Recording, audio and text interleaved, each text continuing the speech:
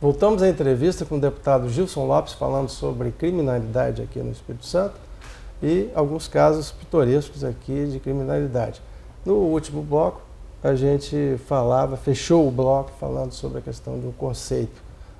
As pessoas se preocupam e há um problema generalizado de segurança e, ao mesmo tempo, há um questionamento permanente da forma e como as pessoas são apreendidas. Como que o senhor vê isso? Olha bem, embora nós tenhamos um dos maiores índices de criminalidade no país, o nosso estado é o estado que tem mais resolutibilidade dos crimes, ou seja, a média nacional é de 8 a 10% de apuração dos crimes de homicídios nos estados da federação. Aqui no estado do Espírito Santo, a nossa média é de 40% a 50%. Isso tudo? De 40% a 50% é a média. Sim. Na questão do feminicídio, nós temos uma média de 90% das apurações. Acontece o crime, nós estamos num ranking bem alto, mas a elucidação é rápida, é célere e as pessoas vão presas.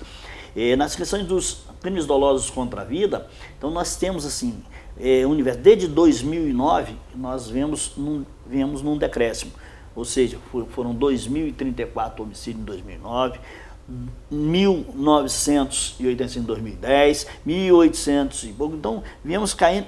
Esse ano nós fechamos com menos de 1.500 homicídios.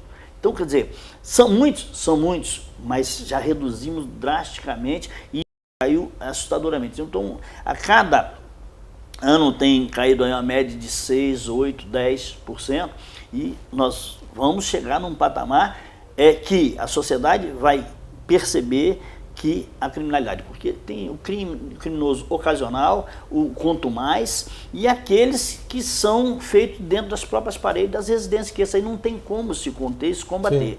E principalmente os crimes do envolvimento com o tráfico de droga. Esses são crimes complexos de serem apurados, porque são brigas de facções, são brigas que existem e as pessoas não denunciam, porque ele também está na clandestinidade, ele está na ilegalidade, como é que ele vai denunciar? Então, se ele for à polícia, ele vai ser pego. Então, ele tem que, lei do cão, ele tem que sobreviver brigando, lutando ou tentando matar o seu adversário.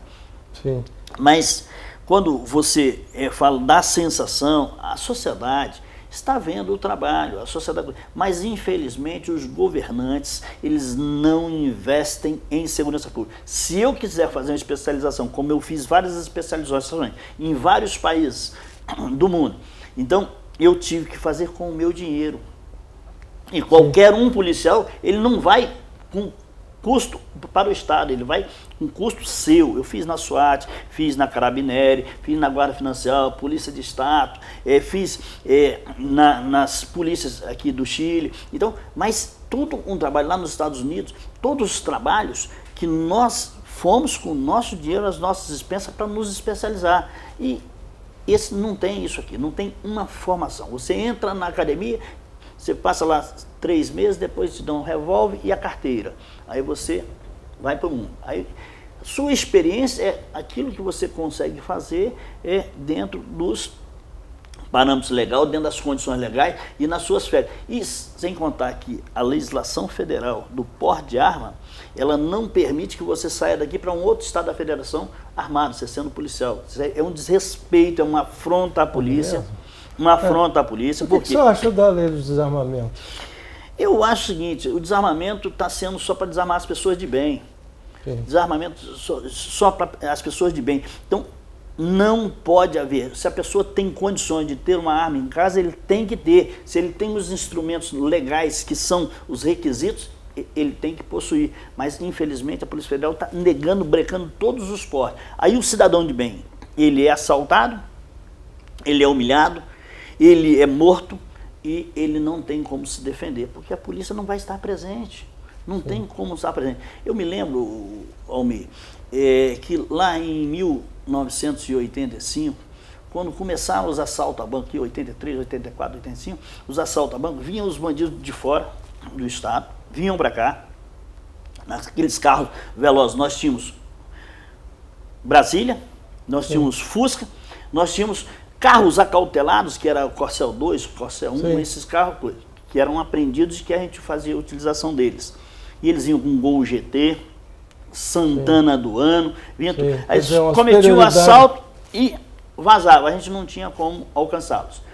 Aí, no primeiro assalto que houve no Banco Itaú de Vila Velha, com Lua, com Ávila, com mais um ator que vieram aí houve uma troca de tiro. Nós chegamos lá e conseguimos conter, morreram 2, recuperamos todo o dinheiro. Nós tínhamos um superintendente, que era o Coronel Décio, que ele respaldava toda a ação policial. Aí depois, em 80, no meado de 85, 86, entrou o Faisal. Era procurador de justiça, Elias Faisal. E ele entrou, foi quando nós prendemos o Edmilson Cândido Rosário aqui, que era o temido bandido lendário. Fala um pouquinho sobre essa história, que é uma história assim, bastante pitoresca. Então, o Edmilson Cândido Rosário, ele inicialmente começou, disse para a imprensa, né, que ele, quando estava transportando algumas pessoas no táxi para Colatina, ele foi preso, espancado pela polícia e ele não devia nada. Aí ele passou a praticar alguns delitos. Roubava carro de leite, roubava carro com mercadoria, levava, distribuía no morro e ficou ali recebendo tipo aquela... Robin Hood, né? Tipo Robin Hood, mas para a proteção dele, para ele não ser denunciado pelos moradores do bairro. E aí começou-se aquela perseguição, foi na época em que ele, junto com Adilson Nascimento, Rubens Coutinho, Bibim, começaram a praticar assaltos que começaram a incomodar. Na época, o delegado da Segurança Patrimonial, o Dr. Armando Moreira Macedo, ele tinha uma equipe, né, da qual eu fazia parte, então começamos nas buscas. Aí eles mataram uma senhora que estava junto com o engenheiro da Cezan, Maria das Graças Tarden Weichert, e outras pessoas. Aí começamos perseguição implacável. No dia 13 de dezembro de 1983, após ficar 2 dias em cima de uma laje, ali no bairro da Penha, quando ele estava indo para a casa da Vângela, que era uma das mulheres dele, aí nós conseguimos fazer a prisão dele. Fizemos a prisão, aí saiu a foto no jornal, aquela exposição, aí todo mundo falando que era discriminatório aquilo que nós saímos ali, como se ele fosse um animal, né, na foto que nós tiramos. Não, nós tiramos porque nós cumprimos a nossa missão, nós sentimos como se fosse... uma forma de dar satisfação. Dar satisfação social. Aqui está o bandido mais perigoso. Então, nós fizemos isso. E aí ele ficou por uns 5 anos preso, ficou no quartel uns 3 anos, depois abriram uma cela na casa de detenção com trilhos e com tudo. Ele depois conseguiu fugir. Em 1986 ele conseguiu fugir e ali ele fugiu com uma farda da Polícia Militar e saiu, foi para o Pará, ficou para o Pará, aí deu como se tivesse sido morto, aí depois ele retornou, aí começou a praticar assalto um atrás do outro, aí começamos a perseguição. E num belo dia, em que ele foi visto lá no Morro do Cabral, aí seguiu a equipe da Polícia Civil pelo Cabral e a turma da Polícia Militar pela parte de baixo do Parque Moscoso. Foi quando ele desceu na Rua do Vintém, e aí um policial deu um tiro e acertou o tiro nas costas dele, e ele chegou e foi colocado na maca, foi para Santa Casa, levamos para Santa Casa, ele gritava, pelo amor de Deus, não deixa eu morrer, mas chegou lá, o médico falou que ele já estava sem vida. Sim. Então, quer dizer, para a sociedade, ele passava por Robin Hood, mas para as vítimas, não. Até quando se discutiu menoridade penal, maioridade penal, cai sempre no processo final, que é o sistema de presídios, sistema de apenamento, tanto presídios para adultos quanto presídios para menores, né? O Brasil eu diria, uma catástrofe nessa questão da recuperação do presidiário, né? Então, em 95 eu escrevi para o ministro da Justiça, Nelson Domingos, que as cadeias estavam se transformando em universidade do crime. eu tinha lá no DPJ capacidade para 16 presos, eu tinha 131 presos. Depois eu fui para DPJ de Vila Velha, a capacidade era para 32 presos, cheguei a ter 313 presos.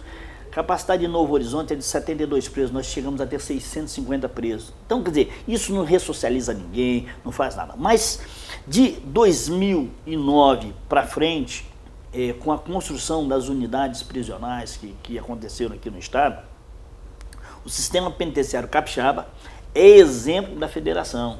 É mesmo? Exemplo da federação. Já está começando a superlotação porque não foi construído no governo passado nenhum presídio.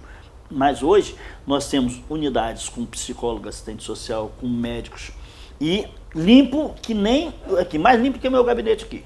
Sim, Mais limpo que o meu gabinete. Então é coisa assim de primeiro mundo. Toda dotada de manutenção periódica, câmeras de vídeo monitoramento para poder ver a ação dos inspetores penitenciários, porque em muitas coisas presos dizem que são agredidos, então ali comprova que não há mais esse tipo de tortura, essas coisas todas. Então, ele entra, ele passa pela triagem da assistente social, depois ele passa para o psicólogo e é assistido rotineiramente. Então, o sistema prisional é outra coisa. Nós tínhamos, em 2011, 11 mil presos. Nós estamos com quase 18 mil presos. Entendeu? E no longo de 4, 5 anos. Então, a polícia está prendendo muito. A polícia está muito eficaz. Mas já há necessidade de construção de outras unidades. O Instituto das Tornozeleiras, que eles estão implantando no... Olha, tem gente que, mesmo com a tornozeleira, já está assaltando. Então, quer dizer, é a capacidade, a mente doentia do bandido, que ele, mesmo numa situação privilegiada, ele perde o privilégio porque ele quer ser delinquente, ele quer ser criminoso. Deputado, muito obrigado pela sua entrevista. Essas informações são bastante valiosas para a gente estar acompanhando a história da criminalidade, esperando que seja cada vez mais decrescente. Eu é que agradeço e, com certeza, é o que depender de mim, como legislador, para auxiliar o governador a dotar as polícias de mecanismos suficientes para redução da violência da criminalidade, nós iremos fazer.